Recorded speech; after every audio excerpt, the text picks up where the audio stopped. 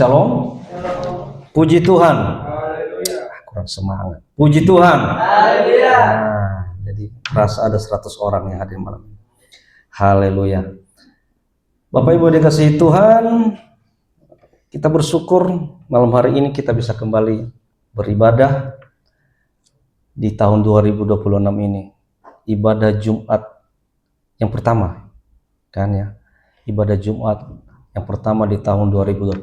Puji Tuhan, kita semua diberikan kesehatan, ya, dimampukan kita untuk bisa menikmati persekutuan dengan Dia. Nah, mari kita akan dengarkan firman Tuhan. Malam ini saya akan mengangkat firman Tuhan dengan tema Changing Our Mindset. Artinya, mengubah pola pikir kita. Kita akan baca dari Injil Markus pasal 4 ayat 35 sampai 41. Mari silakan buka semua yang suci-suci di tangannya. Karena kita sekarang sedang menghadap Allah yang Maha Suci, jadi kita akan buka kitab sucinya. Injil Markus pasal 4 ayat 35 sampai 41. Kita baca secara bergantian, Bapak Ibu.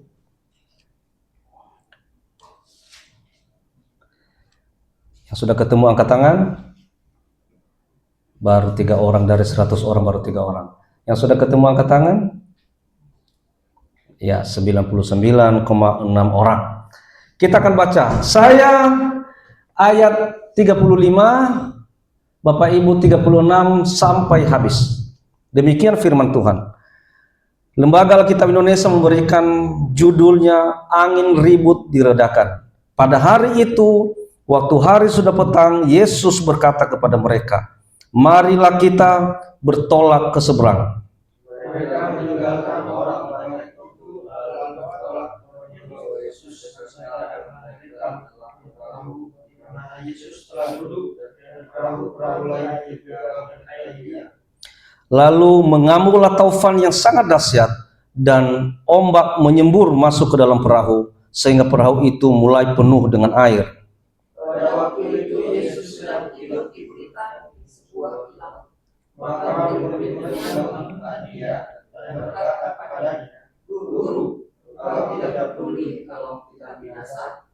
Ia pun bangun, menghardik angin itu dan berkata kepada danau itu, "Diam, tenanglah." Lalu angin itu reda dan danau itu menjadi teduh sekali.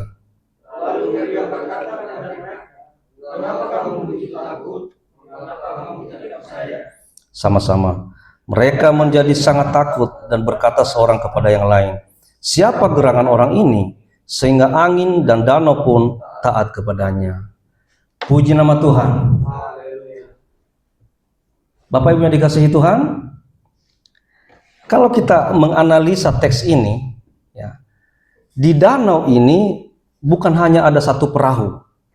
Ya, coba perhatikan ya tadi, bukan hanya ada satu perahu, tapi ada beberapa perahu yang mengikuti perahu Tuhan Yesus. Ya, coba tadi kita lihat di ayat 36 ya. Saya harus menyampaikan dengan data 36. Coba lihat 36 paling bawah. Ya, dikatakan di situ, dan perahu-perahu lain juga menyertai Dia. Artinya bukan hanya perahu Tuhan Yesus, tapi ada beberapa perahu yang mengikuti Tuhan Yesus. Lalu Alkitab berkata, mengamuklah topan dan badai. Nah, mari coba kita eksegesis ayat ini ya. Mengamuklah topan dan badai. Beberapa catatan di sini adalah, pertama, murid-murid ketakutan. Ya, murid-murid ketakutan. Coba kita baca ayat 38 ya. 38 dikatakan apa di sini? Maka murid-muridnya membangunkan Dia dan berkata kepadanya, "Guru, Engkau tidak peduli kalau kita binasa." Murid-murid ketakutan. "Guru, Engkau tidak peduli kalau kita binasa." Nah, udah mulai nih. Karena ketakutan, mereka sudah mulai menyalahkan gurunya. Ada kan Tuhan Yesus di perahu itu? Guru, engkau tidak peduli kalau kita binasa. Tapi pertanyaannya begini, ya, pertanyaan begini, kalau kata-kata ini keluar dari mulut seorang Petrus dan teman-temannya yang notabene mereka ini adalah nelayan-nelayan profesional, ini menjadi suatu pertanyaan penting bagi kita. Nelayan profesional kok takut? Nelayan profesional kok takut sama badai? Kok takut sama topan? Sampai mereka itu ketakutan dan menyalahkan gurunya. Bukankah namanya topan, badai itu udah makanan sehari-hari bagi seorang nelayan, bagi seorang nelayan profesional sekelas Petrus dan teman-temannya. Kok bisa takut dengan badai? Sehingga mereka itu, kenyataannya mereka panik, saudara. Mereka panik. Tapi pertanyaannya, apakah mereka ini panik karena takut nggak bisa berenang? Adakah nelayan profesional yang tidak bisa berenang? Atau mungkin dia bisa berenang dengan hanya satu gaya? Gaya apa biasanya?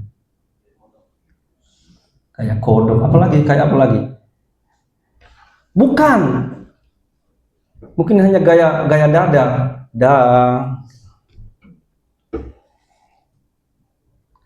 Apakah pantas ini keluar dari mulut seorang nelayan profesional sekelas Petrus dan teman-temannya, sehingga dia mengatakan kepada gurunya, "Guru, engkau tidak peduli, ini mau mati kita ini."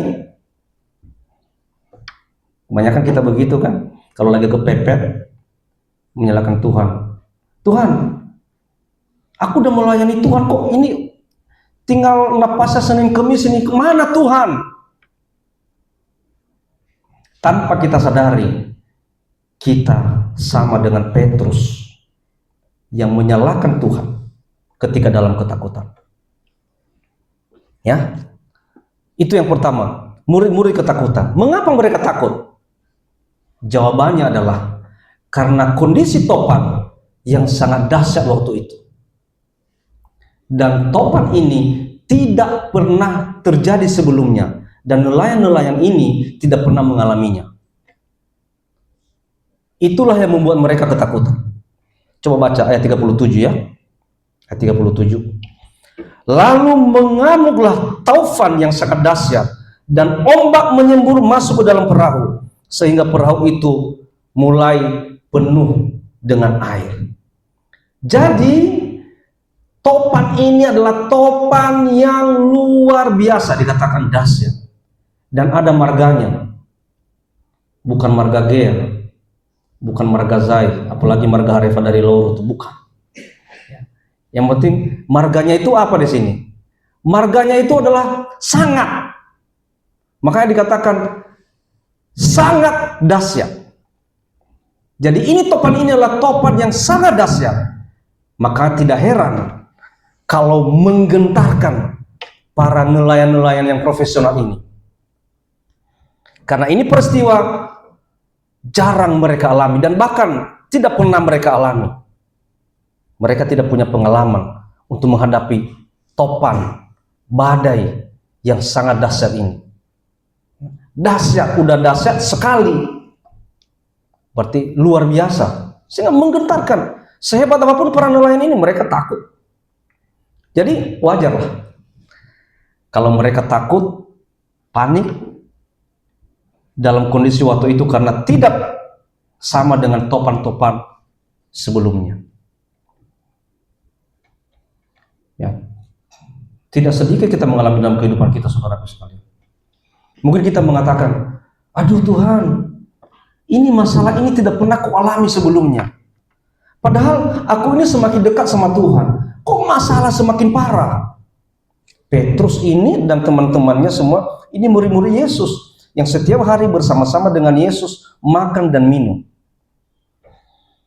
Tapi mereka mengalami topan yang begitu dahsyat. Artinya engkau semakin mengikuti Tuhan, engkau semakin dekat dengan Tuhan, bukan engkau semakin terhindar dari masalah. Ya, masalah itu pasti ada. Buktinya Petrus, mereka tetap mengalami masalah, walaupun mereka setiap hari bersama-sama dengan Yesus. Dan terkadang dalam masalah itu kita bisa lupa sama Tuhan. Dan tidak sedikit dia menghujat Tuhan karena dia menghadapi masalah besar dalam hidup. Yesus, Petrus dan teman-temannya semua mengatakan, Tuhan, ini kok semakin kita mengikut Tuhan, semakin kita mengikut Yesus, kok malah kita menghadapi topan yang besar. Ya, itu yang kedua ya, itu yang pertama ya. Jadi muridnya ketakutan. Yang kedua, apa yang menarik dari ayat yang baru saja kita baca? Yang kedua, ketakutan itu mengakibatkan kehancuran. Ya. Baca ayat 40. Lalu ia berkata kepada mereka, "Mengapa kamu begitu takut? Mengapa kamu tidak percaya?" Ketakutan mengakibatkan kehancuran. Jadi enggak mungkin mereka enggak percaya. Enggak mungkin Petrus dan teman-temannya ini enggak percaya kepada Yesus. Kenapa? Tadi saya katakan, karena mereka itu setiap hari bersama-sama dengan Yesus, makan dan minum bersama-sama dengan Yesus. Mereka melihat dengan mata kepala mereka sendiri mukjizat-mukjizat, keajaiban-keajaiban yang diperbuat oleh Yesus. Enggak mungkin mereka enggak percaya. Ya.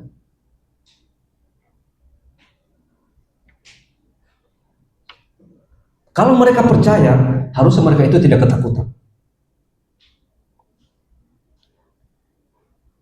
Lalu, apa alasannya untuk tidak percaya kepada Yesus? Setiap hari mereka melihat kehebatan Yesus, mukjizat, keajaiban yang dilakukan oleh Yesus. Tapi mereka tetap aja ketakutan.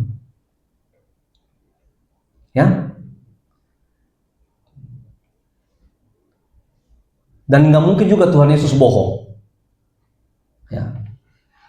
Sehingga Yesus berkata kepada mereka, "Mengapa kamu tidak percaya?" Pertanyaannya sekarang, lalu apa yang menyebabkan roh iman daripada Petrus dan teman-teman yang lain? Apa yang menyebabkan roh iman murid-murid Yesus ini? Jawabannya hanya satu. Ketakutan yang berlebihan. Ya. Jadi ketakutan yang berlebihan bisa membuat iman kita itu drop. Meskipun engkau pelayan, engkau pun lulusan STT, S1, S2, S3, S4, S7, bintang 7 semuanya, ada esteller semuanya. Walaupun engkau menguasai semua Alkitab, tapi kalau engkau ketakutan, ya, kalau engkau ketakutan berlebihan, maka itu membuat imanmu drop.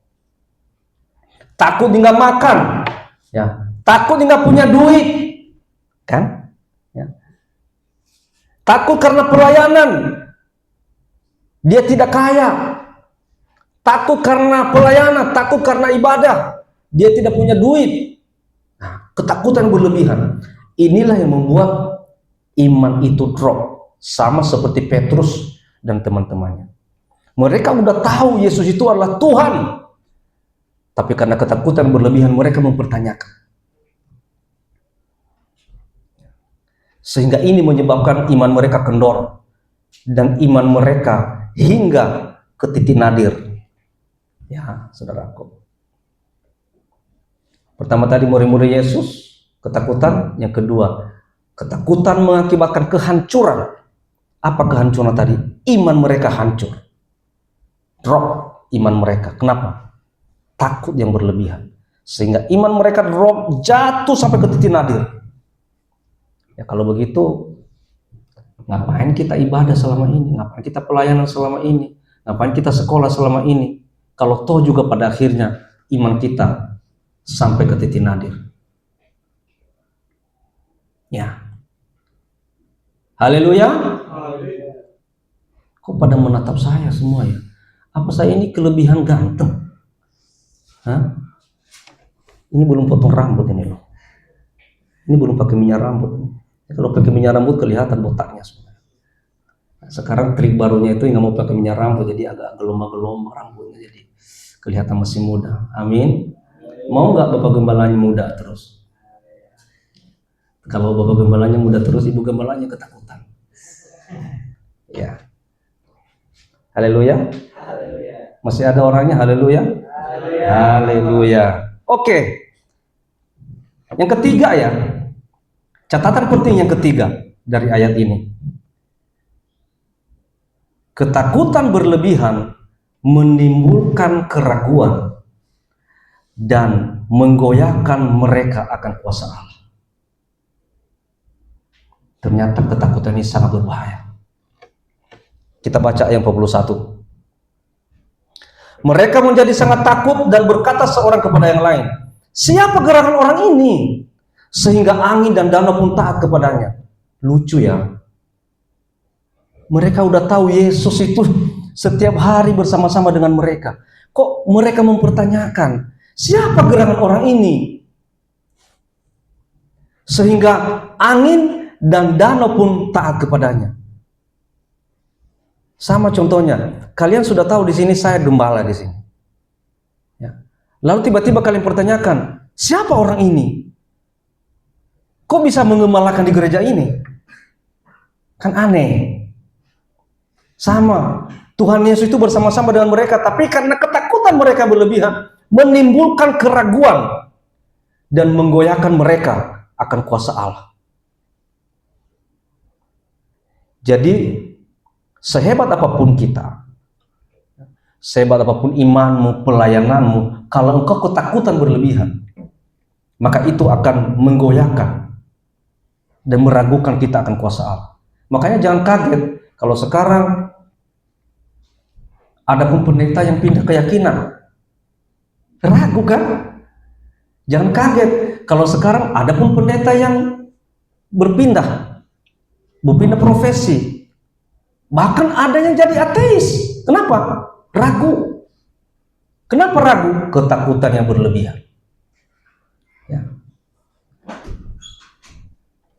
Jadi dalam kondisi iman kita kendor, tadi saya katakan ke titik nadir, itu menimbulkan keraguan serta menggoyahkan mereka akan kuasa Allah.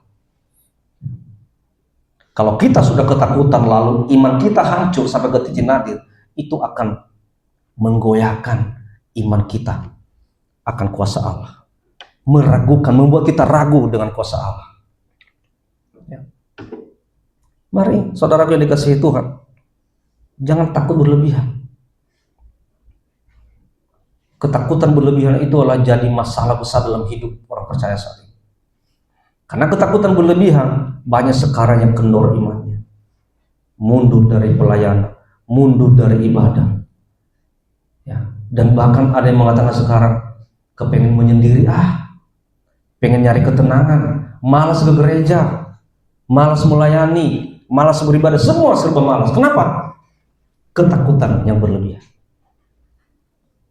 Hati-hati saudaraku sekalian, ya, hati-hati. Ini catatan penting ini. Siapapun yang menghadapi badai tanpa iman, maka saya katakan orang itu akan tenggelam dan tidak akan selamat. Sekali lagi, siapapun yang menghadapi badai tanpa iman, maka orang itu akan pasti tenggelam dan tidak bisa diselamatkan. Artinya apa? Badai kehidupan saat ini sungguh luar biasa. Ya. Kalau engkau menghadapi badai kehidupan tanpa iman, engkau akan tenggelam dan engkau tidak bisa diselamatkan. Banyak yang tenggelam, hancur, tidak akan bisa kembali lagi kepada Tuhan. Dan bahkan dia di luar sana kerjanya menghujat Tuhan. Ya. Bagaimana implementasinya dalam kehidupan kita? Kita baca kembali ayat 38. Ya. Pada waktu itu Yesus sedang tidur di buritan di sebuah tilam. Maka murid-muridnya membangunkan dia dan berkata kepadanya, "Guru, engkau tidak peduli kalau kita binasa? Saudaraku, mengapa mereka ketakutan? Padahal mereka tahu bahwa Yesus adalah Sang Pencipta dan Sang Penghalau badai itu.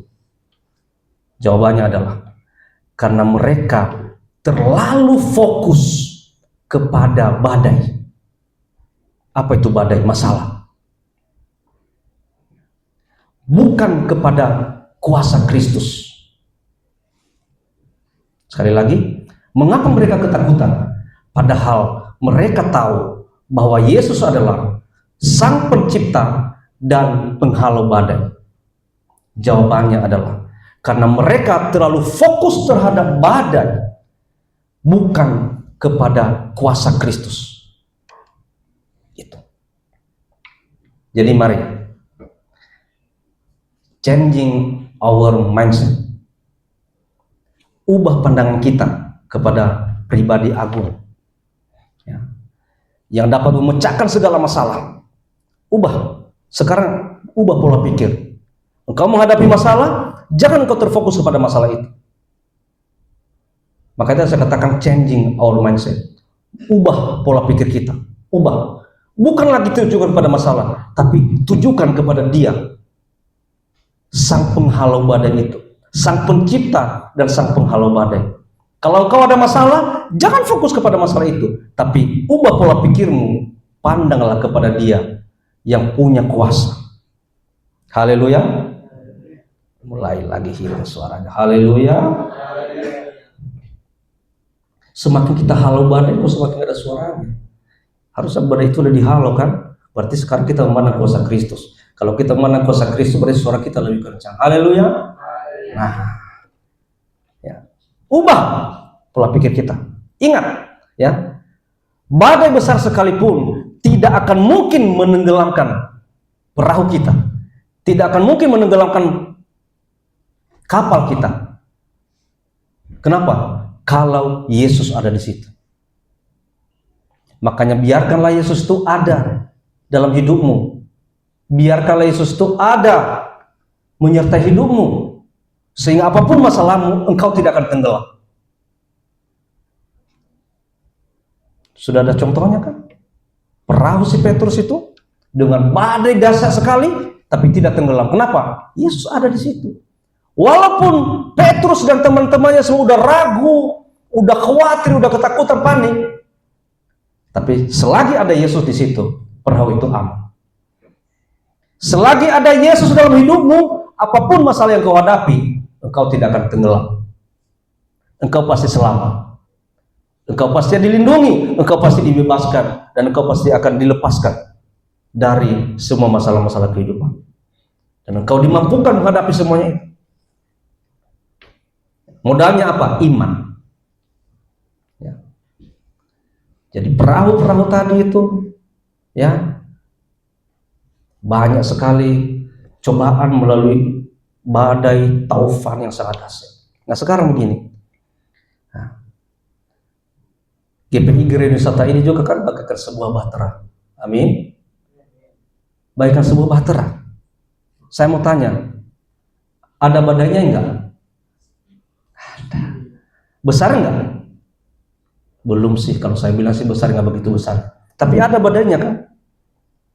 Ya, walaupun baru seumur jagung, tapi ya kita menghadapi badai-badai kecil lah ya, yang sedikit menggoyah, yang kadang-kadang urat nadi kita agak keluar sedikit. Ini orang ini bikin kesal, inilah masalah lah dan sebagainya. Itu badai-badai kecil, ya. Tapi percayalah, saudaraku sekalian, ya, sebesar apapun badai di dalam gereja ini, selagi nahodanya Tuhan Yesus, maka gereja ini akan tetap ada. Amin. Gereja ini akan tetap ada, percaya itu. Selagi Tuhan Yesus yang ada di sini, pengajarannya kita sampaikan pengajaran Alkitabiah, berarti kita menyampaikan Injil keselamatan. Percayalah, gereja ini tetap ada sampai Tuhan Yesus datang yang kedua kali. Haleluya. Mari Bapak Ibu dikasihi Tuhan. Ternyata badai itu adalah cuma prolog saja. Tadi katakan, gemuruh itu cuma intro, dan hampir binasa itu cuma suatu pengantar saja. Belum apa-apa itu. Belum pada hal inti. Intinya apa? Intinya adalah bahwa Allah punya agenda besar dalam setiap peristiwa yang Dia izinkan. Itu. Apapun peristiwa-peristiwa yang Allah izinkan, Allah punya agenda besar di situ. Kalau kita baca di Injil Markus pasal 5 ayat 1 sampai 20, nggak usah kita baca. Intinya di situ, Yesus mengusir roh jahat bernama Legion dari seorang pria di daerah Gerasa. Lalu roh-roh itu kemudian masuk ke kawanan babi yang bunuh diri ke danau. Jadi intinya di sini, orang yang tadinya kerasukan menjadi sembuh dan diminta untuk memberitakan apa yang Yesus lakukan. Tuhan izinkan dia ini kerasukan, ya, lalu sembuh. Nah, Allah punya agenda di balik itu supaya orang ini bisa memberitakan apa yang telah Yesus lakukan. Ya, Tuhan pakai. Jadi mungkin gini dong. Kalau kita misalnya hanya ngomong-ngomong saja, surga itu begini, indah, ada permatanya, ada emasnya, tapi kita nggak pernah ke sana. Itu kan sekedar cerita. Paling kita baca di Alkitab. Tapi kalau kita udah pernah ke sana, lalu kita menyampaikan dan menyaksikan, itu baru top. Nah, inilah yang Yesus lakukan. Semua peristiwa-peristiwa yang terjadi itu, di baliknya itu Dia punya agenda besar. Contohnya ini, Dia izinkan orang ini kerasukan, lalu sembuh. Ternyata agenda Allah apa? Supaya Dia memberitakan apa yang Yesus lakukan. Kalau orang bertanya, apa benar? Ya, saya sendiri yang merasakan. Apa benar yang kamu ceritakan? Ya, sayalah saksinya. Jadi bukannya omon-omon, bukan hanya cerita-cerita, tapi dia menyampaikan sesuai dengan apa yang telah dia alami. Jadi dia punya agenda besar. Ya, itulah intinya. Ya, semua yang terjadi tadi kan badai topan yang dahsyat, ternyata Allah punya agenda besar di balik itu. Supaya nyata kuasa Allah.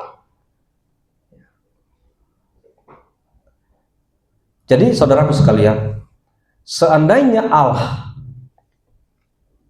mengizinkan badai terjadi dalam hidup, seperti orang yang tadinya kerasukan lalu sembuh, jangan-jangan ke depannya Allah punya agenda besar yang akan dinyatakan. Jadi kita nggak usah stres, nggak usah pusing. Kalau kamu hadapi badai, taupan, masalah dalam hidupmu, jangan-jangan Allah punya agenda besar di situ. Bersyukur saja. Makanya dikatakan bersyukur dalam segala hal. Kenapa? Pasti Allah punya agenda besar di balik itu. Tiap-tiap peristiwa yang terjadi itu bukan suatu kebetulan. Ya. Apapun peristiwa yang terjadi bukan suatu kebetulan. Selalu ada hal yang dahsyat di balik itu. Dan ujung-ujungnya bukan saya, bukan engkau, tapi untuk Tuhan yang Maha Agung. Jadi tidak perlu mengeluh, saudaraku sekalian. Kalau ada masalah ini, masalah itu, nggak usah mengeluh, dikit-dikit mengeluh. Ya. Yang kuliah nggak punya duit, mengeluh, aduh, nyesal gue kuliah ini, capek bayarnya, pusing bayarnya. Kerja, belum kerja, ngeluh, aduh, kok nggak ada kerjaan, kok nggak dapat kerja, udah capek nyari kerja, nggak ada kerja, udah kerja juga ngeluh, capek, tiap hari ngejar-ngejar bis, pulang malam, kerja gitu-gitu aja, nggak ada selesainya ngeluh. Makan enak, aduh, bosan makan ini, kolesterol lah, santan lah, inilah, nggak makan enak, aduh, kok nggak pernah makan enak ya. Manusia itu nggak ada puasnya, mengeluh terus. Nah, saya mau sampaikan sekarang, jangan lagi mengeluh. Ketika persoalan menghantam, badai taufan menghantam, jangan mengeluh, bersyukurlah. Kenapa? Jangan-jangan di balik itu ada agenda Allah yang lebih besar. Haleluya, ada agenda Allah. Kalau kita bersyukur, kalau kita ngerti kebenaran, maka apapun yang kita hadapi, apapun yang kita alami, pergumulan-pergumulan itu, kita tidak akan tenggelam. Perahu kita tidak akan tenggelam. Kenapa? Kita punya iman. Ya. Jadi ada satu ilustrasi kecil begini. Ilustrasi kecil itu menutup ini, selesai ya. Terakhir ini saya menyampaikan ilustrasi ini gini. Ada tukang yang sedang benarin plafon. Ini ilustrasi ya. Ada tukang yang sedang benarin plafon. Lalu ketika dia benarin plafon ini, dia naik ke tangga. Dan biasa kan tukang itu kan naruh paku di giginya, naruh paku di giginya. Terus ada lagi palu ditaruh lagi di bibirnya. Dia lagi benarin plafon. Lalu dia bilang sama istrinya, pegang ininya, tangganya, dipegang sama istrinya. Lalu mungkin tangganya itu goyang ya, tangganya itu goyang, kakinya kepleset, tiba-tiba dua paku itu ketelan sama dia. Lalu dia bilang apa? Puji Tuhan. Kata istrinya, kok puji Tuhan? Nelan paku kok puji Tuhan? Iyalah mah, puji Tuhan, untung nggak nelan palunya, hanya nelan dua paku.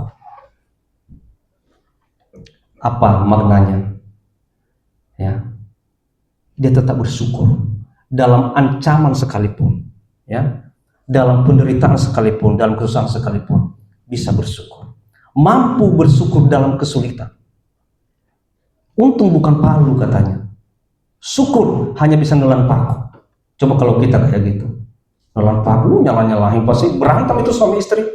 Kamu sih nggak bisa pegang tangga, kemana aja matamu. Tapi ini enggak, dia bersyukur. Dia mengatakan, puji Tuhan. Nah saudaraku sekalian, mungkin kita juga menghadapi masalah yang serupa. Ya, tanpa kita sadari, kita bisa menyalahin siapa? Menyalahin istri kita, suami kita, menyalahin anak-anak kita, menyalahin orang lain, dan bahkan menyalahin Tuhan. Tapi saat ini, melalui nats yang kita dengarkan malam hari ini, firman Tuhan yang melaut kita malam hari ini, kita diingatkan, supaya bersyukurlah dalam menghadapi masalah badai besar sekalipun, belajarlah bersyukur. Ketika kau bersyukur dengan iman, maka perahumu tidak akan pernah tenggelam dan engkau akan diselamatkan. Puji Tuhan. Amin. Tuhan Yesus memberkati.